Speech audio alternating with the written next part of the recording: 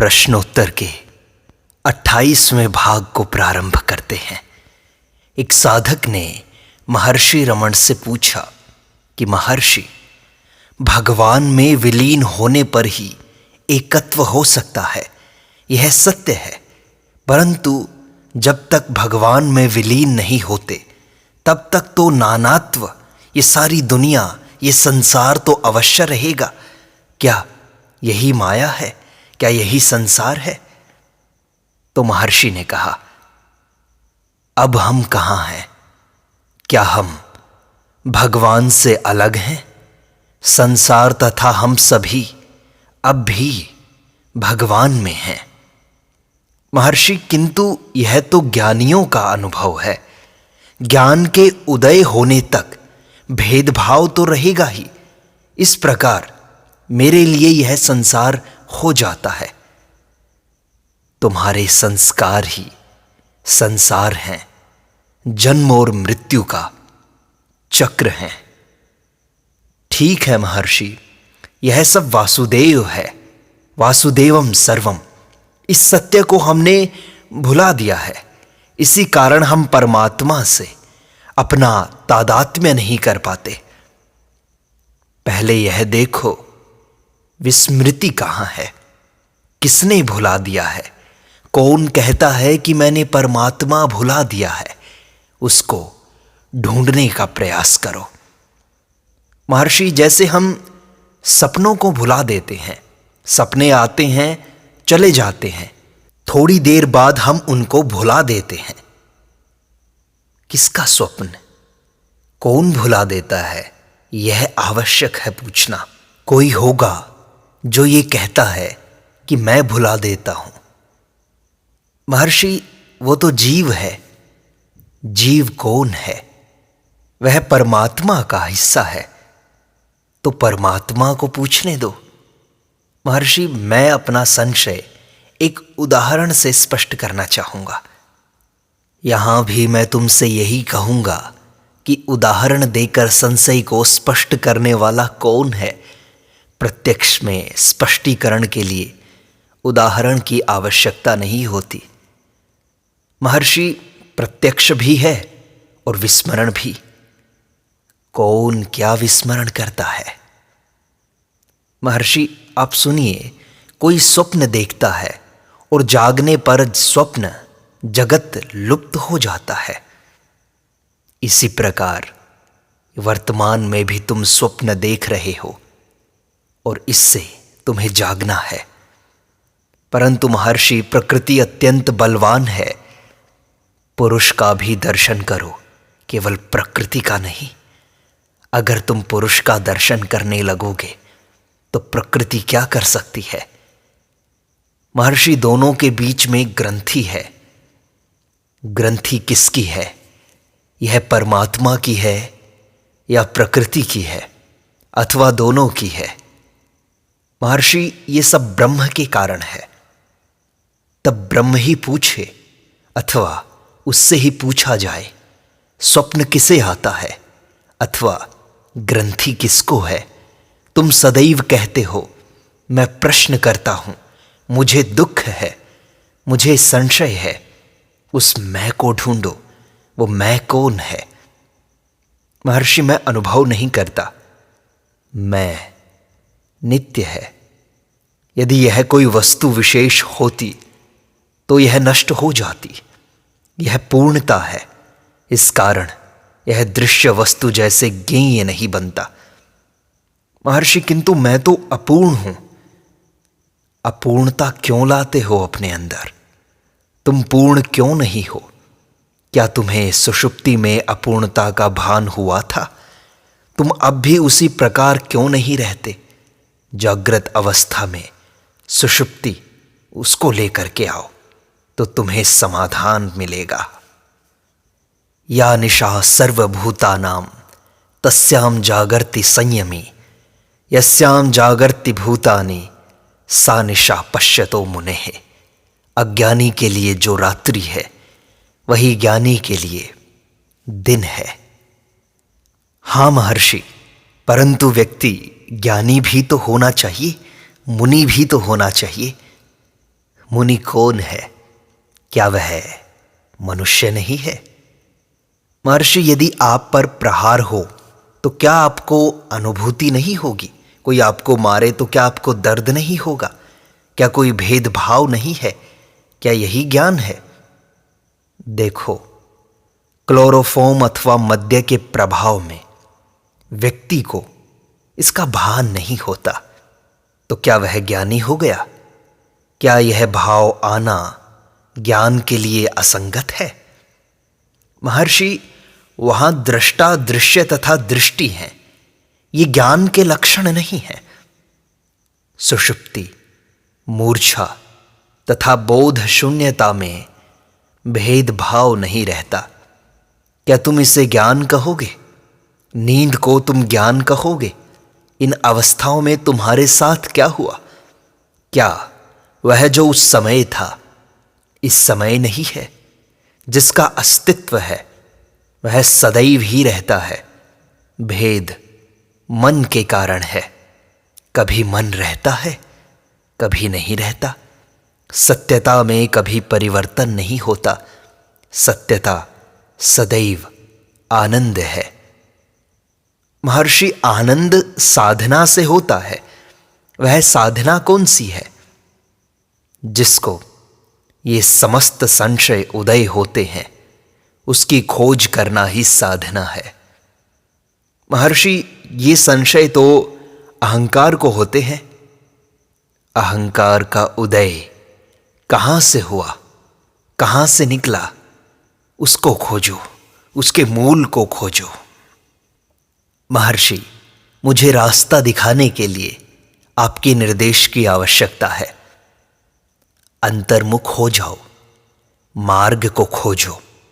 इसे तुम बाहर प्राप्त नहीं कर सकते, ना ही तुम्हें यह बाहर खोजना चाहिए।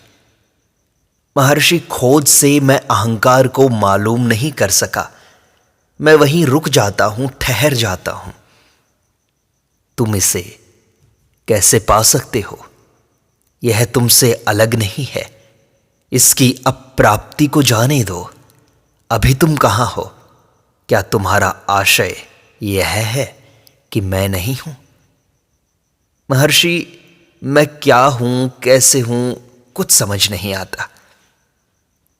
तुम इस प्रकार अपने को व्याकुल मत करो। उसे जैसा है वैसा रहने दो। तुम चिंता क्यों करते हो? क्या तुम्हें नींद में समष्टि तथा व्यष्टि की चिंता थी? नींद में तुम इतने व्याकुल थे। वही व्यक्ति अभी भी विद्यमान है। नींद में सोने वाला अभी भी, जिसको कोई चिंता नहीं थी, अभी भी वह विद्यमान है। बस उसे ही तुम्हें खोजना है। सुषुप्ति तथा जागृति में तुम वही हो। महर्षि, नींद तथा जागृति विभिन्न अवस्थाएं हैं तथा उनके विभिन्न प्रभाव हैं। तुम्हारे लिए इसका क्या महत्व है? आत्मा तो सदैव वही है। महर्षि, ध्यान में मन स्थिर नहीं रहता। जब भी यह भटके, इसे बार बार अंतर्मुख करो, लगातार करो, करते रहो। धैर्य मत तोड़ो, बस लगे रहो, सफलता मिलेगी। महर्षि, जब मैं दुख के वश में हो जाता हूं, तब खोज असंभव सी लगती है। यह मन की अत्यधिक दुर्बलता के कारण है। तुम्हारे मन को मजबूत बनाओ, सबल बनाओ। महर्षि, किस साधन से बनाएं? सत्संग से, ईश्वर आराधना से, प्राणायाम से बनाओ। क्या होगा फिर महर्षि? फिर तुम्हारे दुख का निवारण होगा। दुख का निवारण हमारा लक्ष्य है। तुम्हें आनंद की प्राप्ति नहीं करनी। तुम्हारा स्वरूप ही आनंद है। तुम खुद आनंद हो। नींद में तुम्हें कितना आनंद था, सोचो तो। तुम्हें जब कोई चिंता नहीं थी। सारी चिंता मन के उदय होने के कारण है। नींद में तुम जो थे उस व्यक्ति को खोज लो, और उस आनंद की नवीन प्राप्ति नहीं होती है। जो कुछ करना है वह केवल दुख का निवारण करना है। इन साधनों से, सत्संग से, ईश्वर की आराधना से, प्राणायाम से मन सबल होता है, और जब मन सबल होता है तो तुम्हारी साधना में प्रगति होती है, और इन्हीं साधनों से तुम्हारे दुख का निवारण होता है। संभवतः महर्षि, सत्संग मन को बल प्रदान करेगा, अभ्यास भी आवश्यक है। क्या अभ्यास करें? हाँ, अभ्यास भी आवश्यक है। अभ्यास से संस्कारों का निवारण होता है। अभ्यास किसी नवीन लाभ के लिए नहीं है, यह तो केवल संस्कारों को नष्ट करने के लिए है। महर्षि, अभ्यास से मुझे वह शक्ति प्राप्त होनी चाहिए। अभ्यास ही तो शक्ति है। संकल्पों को यदि केवल एक संकल्प पर सीमित कर दिया जाए तो यह माना जाएगा कि मन बलवान हो गया है। अभ्यास दृढ़ हो जाने पर वह सहज हो जाता है। वह अभ्यास क्या है महर्षि? आत्मविचार। यही पर्याप्त है। आत्मन्नेव वशम नयेत।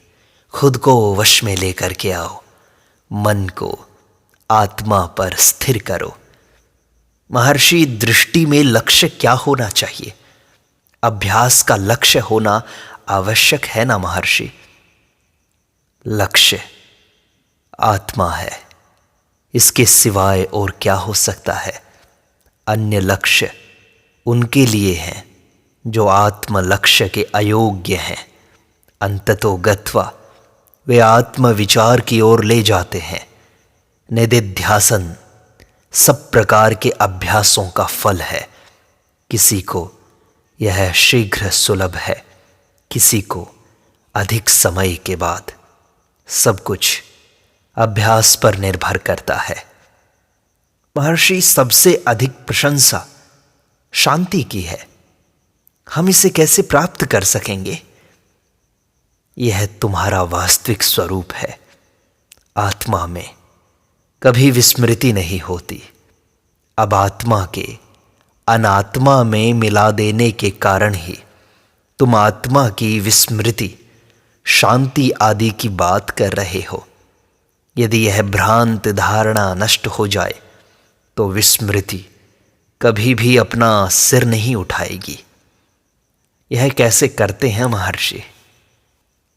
आत्मविचार से, अभ्यास से। निदिध्यासन का अर्थ है मानसिक क्रियाकलापों की समाप्ति। विस्मरण अपने लिए होना चाहिए। अच्छा, किसका? ये पूछोगे? क्या आत्मा का? तब क्या दो आत्माएं हैं ऐसा पूछोगे? ये अभ्यास से सारे संशय, संस्कार समाप्त हो जाएंगे। महर्षि, किंतु संस्कार तो निस्सीम है, अनंत है, अनादिकाल से है। ये कैसे नष्ट होंगे? यह भी संस्कार ही है जो तुम ये पूछते हो कि ये असीम है, अनंत है, अनादिकाल से है। इस विचार को त्याग दो और समस्त संस्कार तुरंत ही लुप्त हो जाएंगे। यही विश्रांति है, शांति है। शांत नित्य सिद्ध है, परंतु तुम शांति को नीचे दबाकर स्वयं उस पर हावी होकर इस प्रकार उसे भंग कर देते हो। फिर तुम कहते हो मैं शांति चाहता हूं। महर्षि, क्या शांति धीरे धीरे होगी? हाँ, भगवद गीता के अनुसार मन को धीरे धीरे शांत करो। महर्षि, आपने कहा था कि आप सब आश्रमों से परे हो गए हैं। क्या इसका कोई आधार है? क्या इसका कहीं वर्णन आया है? हाँ, उपनिषदों में, सूत संहिता, स्कंद पुराण में, श्रीमद् भागवत में, भारत, महाभारत इत्यादि दूसरे ग्रंथों में महर्षि, क्या उस अवस्था की कोई मर्यादा एवं संयम आदि है? उनमें अवस्था के लक्षणों का भी विवरण दिया गया है। हर आश्रम में गुरु होते हैं। क्या आपके आश्रम में भी गुरु होता है महर्षि? हाँ, किंतु आप तो गुरु को स्वीकार नहीं करते। प्रत्येक का गुरु है। मैं भी अपने लिए गुरु स्वीकार करता हूँ। आपका गुरु कौन है महर्षि? आत्मा। और किसके लिए गुरु है? मेरे लिए। गुरु आंतरिक हो अथवा बाह्य, वह आंतरिक रूप से प्रकट हो अथवा बाह्य रूप से बोध दे, वो गुरु होता है। महर्षि, क्या अत्याश्रमी व्यक्ति संपत्ति के स्वामी हो सकते हैं? उनके लिए कोई बंधन नहीं है, वे चाहे जैसे करें। शुक के लिए कहा जाता है कि उन्होंने विवाह किया और उनकी संतानें भी हुईं। तब उस अवस्था में अत्याश्रमी गृहस्थ के समान हुआ? यह तो मैं बता ही चुका हूं कि वह प्रचलित चारों आश्रमों से परे है। भेद केवल उनकी अंतर आत्मा की स्थिति से है। महर्षि, यदि वे विवाह कर सकते हैं एवं संपत्ति के स्वामी हो सकते हैं, तो वे भी तो गृहस्थ ही हैं। यह आपका मत हो सकता है, ये बात उन पर लागू नहीं होती। महर्षि, क्या वे संपत्ति के मालिक बनकर दूसरों को उसे दे सकते हैं? वे ऐसा करें या ना करें, यह सब तो उनके प्रारब्ध पर निर्भर करता है। क्या उनके लिए कोई कर्म निर्धारित है? उनका आचरण किसी भी नियम अथवा संहिता के अंतर्गत सीमित नहीं है। महर्षि, ध्यान द्वारा अंतर्मुख होने का कोई मार्ग मालूम नहीं हुआ है। अब भी हम कहाँ हैं, यह सोचो। हमारा अस्तित्व ही वह है। ऐसा होते हुए भी हम उससे अनभिज्ञ हैं, हम उसे नहीं जानते। महर्षि, किसका अज्ञान है तथा अज्ञान किसको है? यदि आत्मा का अज्ञान है तो क्या आत्माएं दो हैं? ये खोज करोगे तो तुम पाओगे कि आत्माएं दो नहीं हैं। तुम स्वयं वही हो। तुम्हारा मूल स्वरूप आनंद है।